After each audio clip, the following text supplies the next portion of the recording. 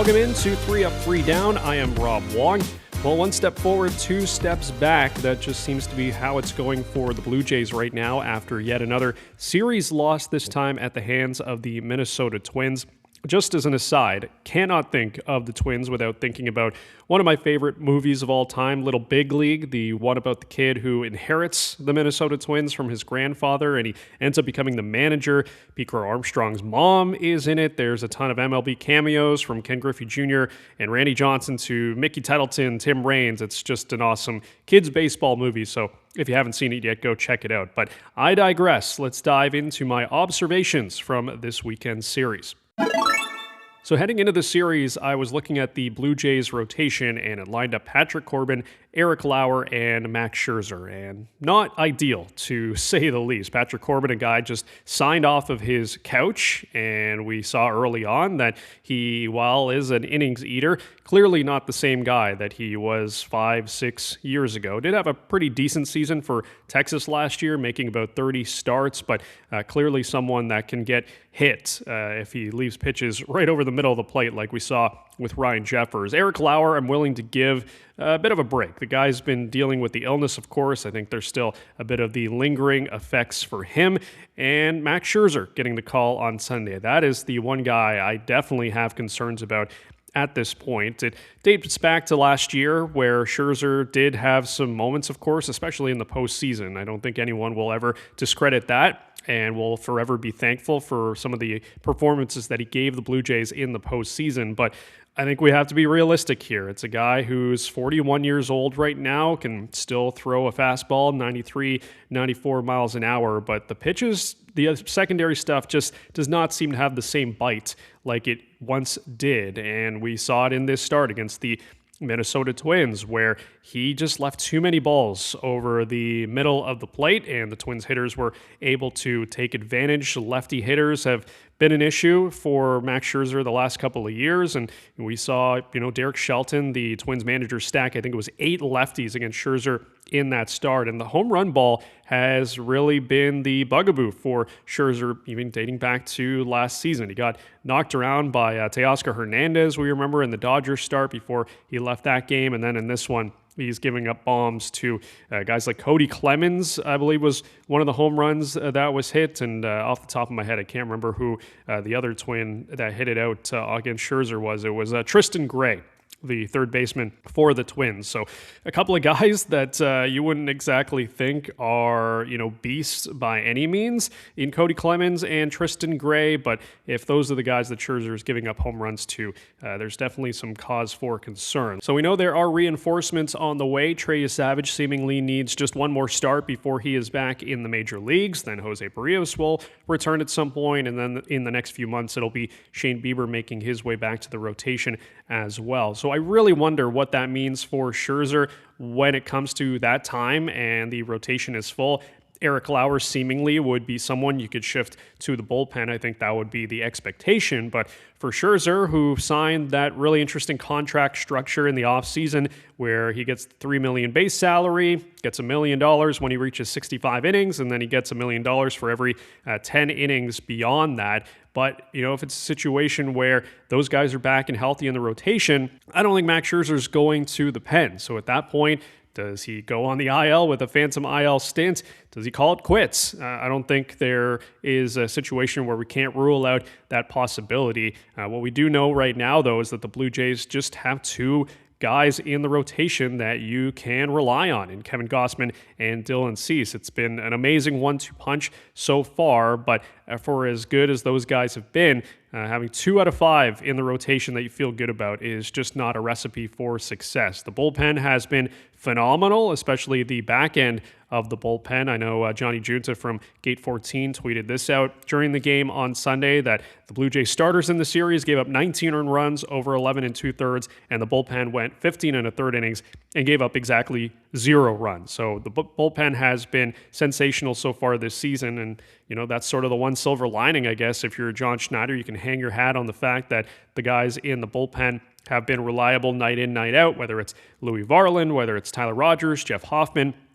showed out once again in the series finale against the Twins. He hasn't had a lot of work. I don't think he pitched since Wednesday until he made that appearance on Sunday. But the rotation right now is just in a tough spot, and the Blue Jays are in a position where they can't really do much right now. They just have to hope their guys get healthy. They have to hope that Eric Lauer can get back to being something resembling what we saw a year ago. Patrick Corbin can give them more than 4 innings, even if he's a 5-and-dive guy. That's fine. And same goes for Max Scherzer. I don't think anyone is expecting Max Scherzer to be Cy Young level, but he can't go out there and just get bombed every single outing like he has the last 2 times. And I guess the one against the Dodgers, you have to count him a bit of a break there because he was dealing with the forearm tendonitis. But cause for concern right now with this Blue Jays rotation and the way it is going right now. But hopefully they can get healthy, start to turn things around. Speaking of health, I mentioned on the last podcast that the Blue Jays just could not afford to take any more hits to the lineup. And of course, George Springer goes down with a fractured big toe. Doesn't sound too serious though, and he could be back by the end of his IL stint. So that is definitely some good news there. And it's interesting when it comes to Springer because at the start of his Blue Jays career dealt with a myriad of injuries and a lot of talk about the fact that, this guy's injury prone, can't stay healthy. He's had a lot of freak injuries over his time with the Blue Jays. We, of course, remember the people's elbow that he took from Bo Bichette in the wild card game at the end of the season. This one here is a foul ball off a toe, and it's broken. I mean, there's not really much you can do about that there. It's not some sort of soft tissue injury that Springer has dealt with in the past. It's just a foul ball that goes off a tough spot on the body, and he's going to be out here for at least 10 days. So Eloy Jimenez gets the call up from AAA Buffalo and a couple of hits in his first game as a Blue Jay.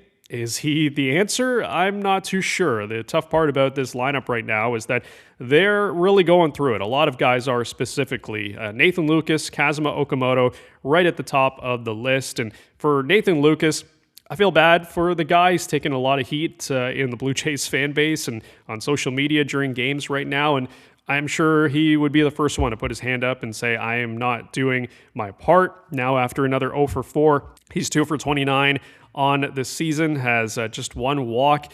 It's interesting to look at some of the numbers under the hood. Historically, he has been someone that doesn't chase a lot outside of the strike zone, at least compared to this season. Over his career, 31% swinging at pitches outside the zone. But coming into this game, he was at 45% swinging at pitches outside the zone. And after the game on Sunday, he's up around 47% now. He just continues to try to swing himself out of this slump, which does happen from time to time, but not exactly a recipe for success. And it makes me wonder, Davis Schneider is someone that a lot of fans want to see him get more ABs. I am also someone that thinks he deserves more playing time. It's not an ideal fit. Of course, if you look at the outfield defense, having Davis Schneider in left, Dalton Varsho in center, and then Jesus Sanchez in right field, you don't feel amazing about that defensive setup. But right now, I think the Blue Jays are clamoring for offense, especially with the way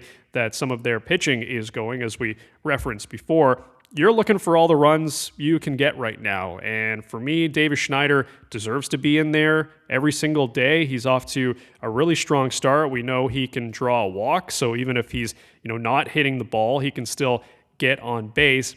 For whatever reason, the Blue Jays have been very cautious about the matchups that they put Davis Schneider in. And I can understand that. You want to put players in positions to succeed. But when the lineup is going the way it's going right now, and especially with Nathan Lucas off to this tough start, Davis Schneider is someone I think deserves to get a few more at-bats and hopefully can spark this offense. We know with George Springer out, Ernie Clement is leading off, or at least he did lead off in the series finale on Sunday. But that could be a spot where Davis Schneider gets a look as well with his ability to draw walks and get on base, beginning with the Milwaukee Brewers on Tuesday. And that's going to be a tough matchup going up against Jacob Misiorowski, the flamethrower who throws 102 miles an hour for the Brewers. And maybe that's not a situation where Davis Schneider is going to get the start because he is someone that the Blue Jays have seemingly kept away from guys that throw high velocity and especially can throw it up in the zone. So if we just look at historical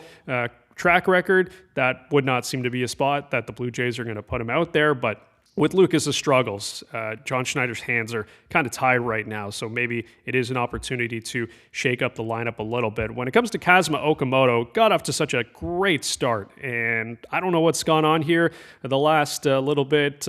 Can't be tired. We're not even middle of April right now, so this is someone that has played a ton of games in Japan. Maybe he's still just getting adjusted to major league pitching. When you haven't seen a lot of these guys, even if you're trying to hit off the trajectory machine, it's not the same as going out there and trying to hit a baseball in the middle of a game. But just watching him try to hit the ball right now, it just seems like he's in between. And whether he's looking for a fastball and getting spin, or he's looking for spin and getting a fastball, it's quite an adjustment period right now for him, and he is definitely going through it. He's been, continually hitting in that 5, 6, 7 kind of area, even getting a little bit of cleanup. But with Jesus Sanchez now swinging the bat pretty well, he has gotten an opportunity to hit in the cleanup spot. I think for Okamoto, it might be time to drop him down in the lineup and just take the pressure off of him, because he has come up with a lot of men on base and hasn't been able to drive in any big runs recently. So could be a chance to give him a bit of a breather just at the bottom of the lineup to try to get right. I still have faith that this guy is going to hit. Same with Nathan Lucas. I don't believe anyone thinks that he is, as bad as a hitter as he is right now, but it's still so early in the season. Feels like we go through this every year where guys get off to tough starts and you say, boy, these guys are not swinging it right now. It's going to be like this all year long. And then the switch flips and they turn things around. I think Dalton Varsho is the perfect example of that. Got off to such a terrible start in the first, 6 or 7 games. And you look at him now batting in the 2 spot. He's been one of the best hitters on the team. And you feel good about that part of the order with him and Vladdy at 2-3. It's really just the rest of the lineup that you're just not sure what you're going to get on a night-to-night basis right now. And the runners with scoring position, hitting with runners in scoring position, continues to be a bit of a problem. The Blue Jays had a great night on Friday, went 5 for 14 in the win against the Twins, but on Saturday they go 0 for 3 with runners in scoring position, and then on Sunday they go 2 for 14 in a really remarkable game from the sense of how did they not score more runs? They had 12 hits, they had 4 walks, and just could not get a big hit, even a walk, with the bases loaded. They're now 1 for 20 with the bases loaded this season, which is truly a crazy, crazy stat that I think we all know is not going to continue, but at least for this season, at the start of the year, you can definitely pinpoint that as being a big reason why they haven't won more games. But a tough one against the Twins on Sunday to close out that series as they fall to 6-9 on the season. All right, it's been mostly doom and gloom so far, so let's talk about something positive, and that's going on down in Florida right now with the Blue Jays farm system, and specifically the Dunedin Blue Jays. A couple of prospects, if you're into that stuff, to keep an eye on this year, and I think for people that are into prospects have been watching quite intently, has been the dynamic duo of JoJo Parker, who was the Blue Jays' first-round pick in last year's draft, and Blaine Bullard, who was a 12th-round selection last year, a center fielder, switch hitter, guy that runs really well and potentially could grow into some power. So far, he has shown off that power. A couple of home runs, including one on Sunday. Parker going 3 for 4. Now on the season, he's got an 873 OPS, while Bullard is sitting at a 787. Two guys that are still, I don't want to say light years away, but it's still going to be at least 2, 3, 4 years before either of these guys gets a sniff at the major league level, and it's still so early on in the minor league season and their professional baseball careers that you do not want to say too much. But a couple of guys that are highly touted, and a lot is expected of these two, and if anything, you just like to see that they're getting off to strong starts to begin their professional baseball careers, because that isn't always the case. Guys that get drafted, maybe their first year, there's a lot of adjustments even down in the lower levels, just getting used to not Major League Baseball, but professional baseball, and the grind that it entails and having to face some players that are a few years older than them, it's a difficult adjustment. So at least early on in the season, a really nice start for the likes of JoJo Parker and Blaine Bullard. Definitely two names that you will want to keep an eye on as this season progresses. All right, that'll do it for this episode of 3 Up, 3 Down. As I mentioned, the Blue Jays getting set to head out on a 9-game road trip that begins on Tuesday. Kevin Gossman will get the ball for the Blue Jays in the opener against the Miz, Jacob Mizorowski, who's a big Pokemon card collector, by the way. If you know anything about him, he pulled a rare Charizard card after a game last summer, so he's someone that is really big in the card game when it comes to Pokemon, but he's also a phenomenal baseball player. Not going to be an easy matchup for the Blue Jays by any means with the high velocity that he can bring. So the Blue Jays are going to be in tough here, but maybe it's a situation where, they're 6-9. It's just nice to get out on the road and kind of get away from everything, do some team bonding. After the Brewers, the Blue Jays will head off to Arizona to face the Diamondbacks, and then after that, they are in Anaheim in Los Angeles taking on the Angels. As always, make sure to follow the pod on Apple Podcasts and Spotify. Drop a 5-star review on Apple Podcasts and let me know your biggest takeaway from this episode. You can follow me on Twitter at RobWong34, and you can follow the show at 3_up_3_DWN. Thanks again for tuning in. I'm Rob Wong. You've been listening to 3 Up, 3 Down. We'll talk to you again on Thursday.